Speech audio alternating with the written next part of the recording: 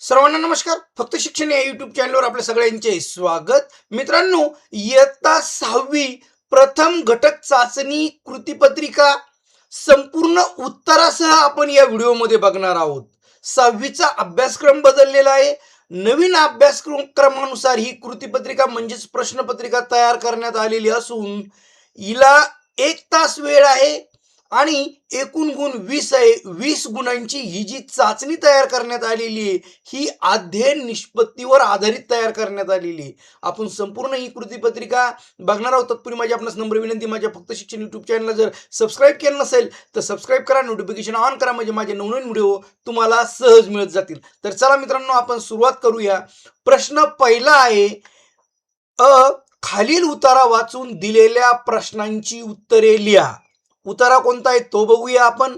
बघा, उतारा आहे मित्रांनो, मला सगळ्या प्रकारच्या पुस्तकाचं वाचन करायला आवडतं इथपासून तर एकलव्याच्या गोष्टीसारखा आहे, इथपर्यंत हा उतारा आहे. आणि मित्रांनो, यावर पहिला प्रश्न असा आहे, बघा, कवीने कोणत्या प्रकारचे साहित्य वाचावे. म्हणजे लेखकाने जे इथं म्हटलेलं आहे की या उतार्यामध्ये की कोणत्या प्रकारचं कवीनं साहित्य वाचावं, तर याचं उत्तर आपल्याला किती याच्यात लिहायचं आहे, 4 याच्यामध्ये. आणि ते उतार्यामध्ये आलेलं आहे. बघा, लेखक सांगतात की कवीने कथा, कादंबरी, आत्मचरित्र आणि सामाजिक पुस्तकं याचं वाचन करावं. बघा, तुम्ही उतार्यामध्ये बघू शकता. आपल्या दुसरं जे प्रकरण आहे पुस्तक माझा गुरु, याच्यातला हा उतारा आहे. आणि इथं म्हटलेलं आहे की कुठला विषय मला वर्ज्य नाही. कवीनं फक्त कविताच वाचाव्यात असं नाही, तर त्याने सामाजिक पुस्तकं, कादंबरी, कथा, आत्मचरित्र, ललित असे सगळ्या प्रकारचं साहित्य वाचावं. दुसरा प्रश्न आहे, आकृती पूर्ण करा. हा पण प्रश्न 2 गुणांसाठी आहे. लेखकाचे कविता संग्रह. लेखकाचे कविता संग्रह उतार्यात आलेले आहे. ते कविता संग्रह आपल्याला शोधून इथं लिहायचे. आणि बघा, कोणते कविता संग्रह, बघा हे इथं तुमच्या लक्षात येतील कविता संग्रह, आणि ते आपण इथं मांडलेले आहेत खाली उत्तरामध्ये. बघा, मैनाची भाषांतरे, कधी हे कधी ते, नेनिवेची अक्षरे आणि तुझ्यावरच्या कविता, हे लेखकाचे कविता संग्रह आहे. म्हणजे हे जे लेखक आहे संदीप खरे, हे लेखकही आहे आणि कवी देखील आहेत. म्हणून इथं असं आलेलं आहे, हे तुम्ही शिकलेलाच आहात. प्रश्न तिसरा आहे याच्यातलाच, आकृती पूर्ण करा. पुस्तकामुळे साध्य होतं. काय साध्य होतंय असं उत्तरात सांगितलेलं आहे की पुस्तकामुळे काय साध्य होतं, तर वाचल्यावर तुमच्या लक्षात येईल मित्रांनो. पुस्तकामुळे शब्दांचा लळा लागतो, तो लळा लागणं साध्य होतं, आणि शब्दावर आपण प्रेम करू लागतो. या 2 बाबी पुस्तकामुळं साध्य होतात. आता इथं तुमचं मत विचारलेलं आहे. इथं प्रत्येकाचं उत्तर वेगळं येणार आहे मित्रांनो. तुम्ही वाचलेल्या पुस्तकापैकी एका पुस्तकाबद्दल तुमचं मत लिहा. तुमच्या शब्दात लिहायचं ते. स्वमत आहे हे 2 गुणांसाठी आहे. आणि इथं आपण घेतलेलं आहे, मी वाचलेल्या पुस्तकापैकी बनगरवाडी हे व्यंकटेश माडगुळकर यांचे पुस्तक मला खूप आवडले. या कादंबरीत धनगर समाजाचे जीवन, त्यांचे कष्ट, दुष्काळ आणि ग्रामीण भागातील वास्तव यांचे प्रभावी चित्रण केले आहे. पुस्तकातील भाषा साधी, ओघवती आणि जिवंत असल्यामुळे वाचताना गावातील वातावरण डोळ्यासमोर उभे राहते. या पुस्तकातून माणुसकी, सहकार्य, शिक्षणाचे महत्त्व आणि संकटांना धैर्याने सामोरे जाण्याची प्रेरणा मिळते. लेखकाने ग्रामीण जीवनातील सुख दुःख अतिशय वास्तववादी पद्धतीने मांडलेले आहे. माझ्या मते बनगरवाडी ही प्रत्येकाने वाचावी अशी प्रेरणादायी आणि विचारप्रवर्तक मराठी कादंबरी आहे. म्हणजे मी पुस्तक जे वाचलंय ते कादंबरी आहे, याचा पण उल्लेख इथं केला गेलेला आहे, त्याच्या लेखकाचा देखील उल्लेख केला गेलेला आहे. हे सगळं आपण इथं मांडू शकतो मित्रांनो. ओके, पुढे बघूया. पुढचा प्रश्न आहे, खालील कविता वाचून प्रश्नांची उत्तरे द्या. कोणती कविता आहे, आधी आपण कविता बघूया. आला पाऊस ही कविता आहे. ही कविता इथं दिलेली आहे आणि ही कविता वाचून आपल्याला प्रश्नांची उत्तरे द्यायची. आता बघा, प्रश्न 1 गुणासाठी पहिला प्रश्न, आणि त्याच्यामध्ये काय विचारलेलं आहे, खालील चौकट पूर्ण करा. काय विचारले, खालील चौकट पूर्ण करा.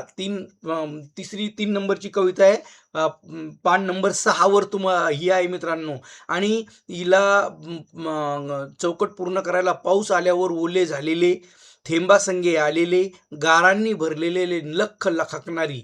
आपल्याला एका एका शब्दात इथं चौकटीत लिहायचंय. पाऊस आल्यावर ओले झाले ते अंगण, थेंबासंगे आलेले वादळ वारे, गारांनी भरले रस्ता आणि लख लखणारी वीज. पुढचा प्रश्न आहे कवितेवर आधारितच प्रश्न आहे. पुन्हा पुढचा, वीज लखलखल्यावर मुले काय करतात? 1 गुणासाठी आहे. वीज लखलखल्यावर मुले घरात पळतात. त्यानंतर खाली आहे 3 नंबर, पावसाशी संबंधित शब्द लिहून संकल्पना चित्र पूर्ण करा. कोणतं संकल्पना चित्र आहे ते बघूया. पाऊस हा शब्द दिलेला आहे आणि त्याच्याशी संबंधित आपल्याला इथं 2 गुणांसाठी आहे आणि इथं काही शब्द लिहायचे आहेत. एक पूर शब्द दिलेला आहे. पावसाशी संबंधित इतर आपल्याला इथं शब्द लिहायचे आहेत. आणि बघा, पावसाशी संबंधित उत्तरामध्ये लिहिता येईल आपल्याला मेघगर्जना, पूर त्यांनी दिलेला आहे, ढग, वीज, गारा, थेंब, नदी, इंद्रधनुष्य. हे सगळे शब्द इथं जे आलेले आहे हे पावसाशी संबंधित आहे आणि मग हे संकल्पना चित्र पूर्ण होऊन जातं मित्रांनो. ओके, पुढे जाऊया. पावसाळा सुरू होताच निसर्गात कोणकोणते बदल होतात ते तुमच्या शब्दात लिहा. या कवितेवर आधारित परंतु स्वमत मांडायचंय अशा प्रकारचा प्रश्न इथं विचारला गेलेला आहे आणि याचं उत्तर अत्यंत सोपं आहे. तुम्ही सहज लिहू शकता. बघा, पावसाळा सुरू होताच निसर्गाचे रूप बदलते. झाडे, वेली आणि गवत हिरवेगार होतात. डोंगर, दऱ्या आणि शेतसारे हिरवाईने नटतात. नद्या, ओढे, तलाव आणि विहिरी पाण्याने भरू लागतात. पक्ष्यांचा किलबिलाट वाढतो. शेतकरी पेरणीच्या कामाला सुरुवात करतात. वातावरण प्रसन्न, आल्हाददायक आणि संपूर्ण उत्साहपूर्ण बनते. पावसामुळे संपूर्ण सृष्टीला नवजीवन मिळते आणि सर्वत्र आनंदाचे वातावरण निर्माण होते. या प्रकारे किंवा तुम्हाला वाटेल त्या प्रकारे स्वमत मांडू शकता. ओके, पुढे जाऊ मित्रांनो. आता हे झालं 13 गुणांसाठी. 7 गुणांसाठी तिसरा प्रश्न आहे व्याकरण विभाग. 7 गुणांसाठी आहे. अलंकाराचे मुख्य प्रकार लिहा. 6वीच्या अभ्यासक्रमात अलंकार आहे. अलंकाराचे प्रकार देखील आहेत आणि 1 गुणासाठी हा प्रश्न आहे. शब्दालंकार व अर्थालंकार हे अलंकाराचे 2 मुख्य प्रकार आहेत. अलंकाराचे हे 2 मुख्य प्रकार आहे. इथं चुकून खला काना लागला, मुख्य येला काना लागला, मुख्य आपण झालं ते. शब्दालंकार व अर्थालंकार. पुढे जाऊ मित्रांनो. पुढचा प्रश्न आहे मराठीमध्ये. पुढचा प्रश्न आहे मराठीमध्ये लिंगे किती, कोणते ते लिहा. 2 गुणांसाठी आहे. मराठीमध्ये लिंगे किती, कोणते ते लिहा. कारण 6वीच्या मराठीत आहेत ते. मराठीत एकूण 3 लिंगे आहेत. ते खालील प्रमाणे आहेत: पुल्लिंग, स्त्रीलिंग आणि नपुसकलिंग. अत्यंत सोपा परंतु खूप उपयुक्त असा प्रश्न आहे. पुढचा प्रश्न आहे 1 गुणांसाठी. खालील शब्दांचे समानार्थी शब्द लिहा. आपल्या पुस्तकात आलेले जो अभ्यासक्रम आतापर्यंत पूर्ण झालाय त्यावर आधारित प्रश्न आहे. रस्ता आणि समृद्ध या 2 शब्दाचे समानार्थी शब्द लिहायचे.